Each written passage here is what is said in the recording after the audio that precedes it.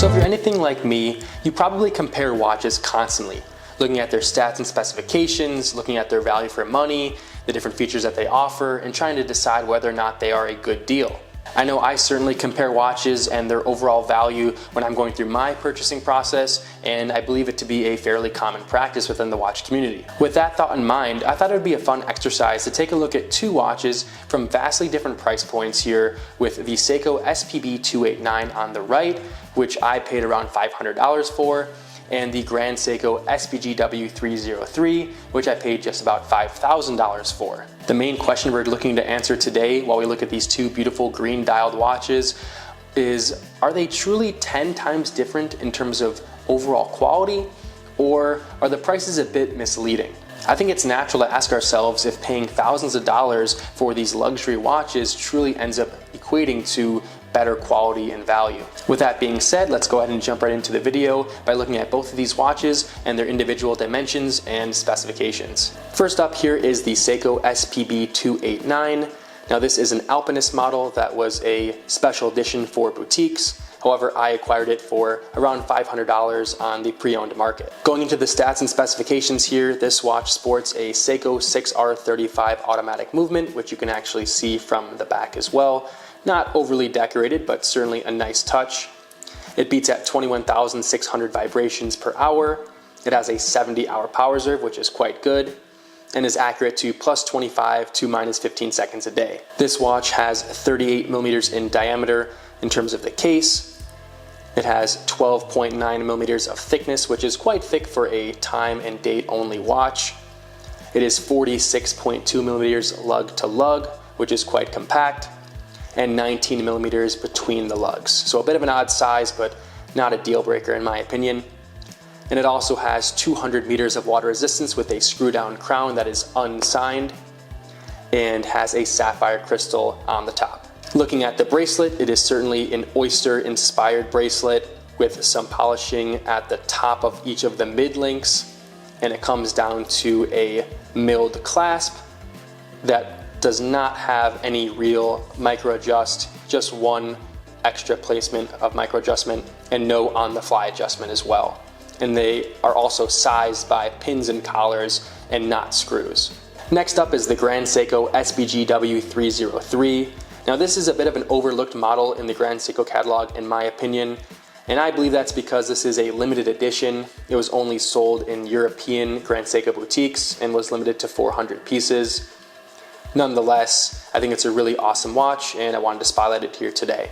Getting into the general stats here, this watch has a 9S64 caliber manual winding movement from Grand Seiko, so a bit different with it being a manual winding watch. This movement beats at 28,800 vibrations per hour and has a 72-hour power reserve that is accurate to plus 5 to minus 3 seconds a day. That power reserve is pretty close, in fact just a little bit more than the Seiko we just looked at, but the accuracy is certainly rated at much better than the Seiko. In terms of dimensions, this watch is 36.5 millimeters in diameter, 11.6 millimeters in thickness. It is 42.7 millimeters in terms of the lug to lug, which is very compact, and has 18 millimeters at the lug width, so between the lugs, and has 100 meters of water resistance but is not a screw down crown, and of course has a sapphire crystal. In terms of the bracelet, you can tell it is a beautifully finished piece here with a sort of 5-link looking design, with the second and fourth links being polished. It is also faceted by screws, which is certainly a nice touch. However, there is actually no points of micro adjustment on the clasp, and there's no on the fly adjustment with this bracelet. So certainly a thumbs down with the bracelet here. It's high quality, but the lack of adjustment is a problem. It does come with full-size links and half links, but if you can't get the right wrist size with those options, you're kind of out of luck. So now that we've looked at the stats and specifications, it's time to answer the question of the day. Are these watches truly 10 times different in terms of overall quality and value? Because that is certainly what the price difference would indicate. In my opinion, the short answer is no. However, I think there are 3 key areas that these watches really differ in terms of overall quality. First up would be the dial. Now obviously Grand Seiko is known for their immaculate dials. I think that's really what has put them on the map over the last 10 years as a brand. However, we know Seiko also provides a lot of value in terms of their dials as well. It's no surprise that I think the Grand Seiko on the left here has a much better dial.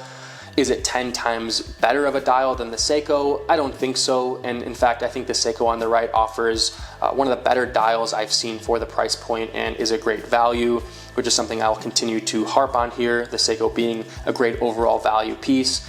So there you go. In terms of the dials, the Grand Seiko is of course better, at least in my book.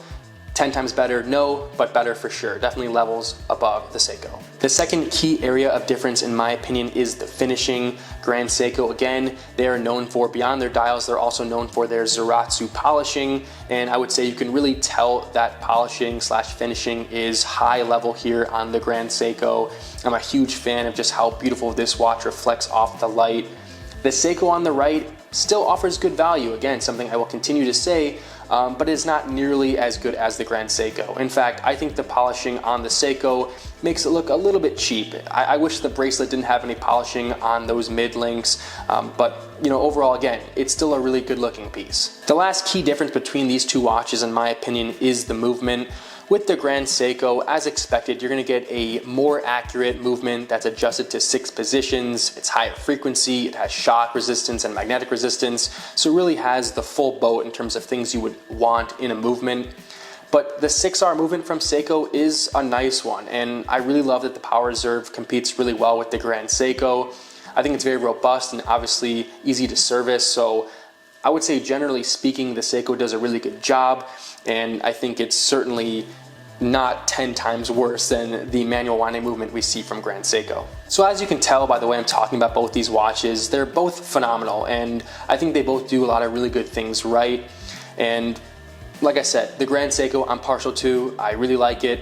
I think it's beautiful and really is just a stunning piece of art in many ways. But if you want a watch that's going to be robust and reliable and good value for the money, you can't go wrong with the Seiko. And in fact, I would recommend the Seiko here at the SPB289 or really any Alpinist model to just about anybody. It's a really good piece, and I really think that it's about half the overall quality of the Grand Seiko, not 10 times less than the quality of the Grand Seiko. Now this may be a conclusion you guys could have predicted. Of course, one watch is not going to be 10 times better than another, at least in most cases. But again, I thought it was a fun exercise to look at here because, you know, at least for me, like I said in the intro, this is a game I play a lot with myself, comparing watches left and right and really trying to assess what they offer to me as a buyer. Let me know in the comment section down below if you guys can relate to this experience. Do you guys compare watches a lot when you're going through the buying experience? And have you ever pitted 2 watches within your collection against each other like I'm doing here today? And while you're at it, in the comment section down below, if you made it this far, let me know if you have an opinion on the best value for money piece that you can buy right now. I'd be curious to see your answers down below. All right, that's pretty much it for this video. If you enjoyed, please like and subscribe, and I'll catch you in the next one. Thanks.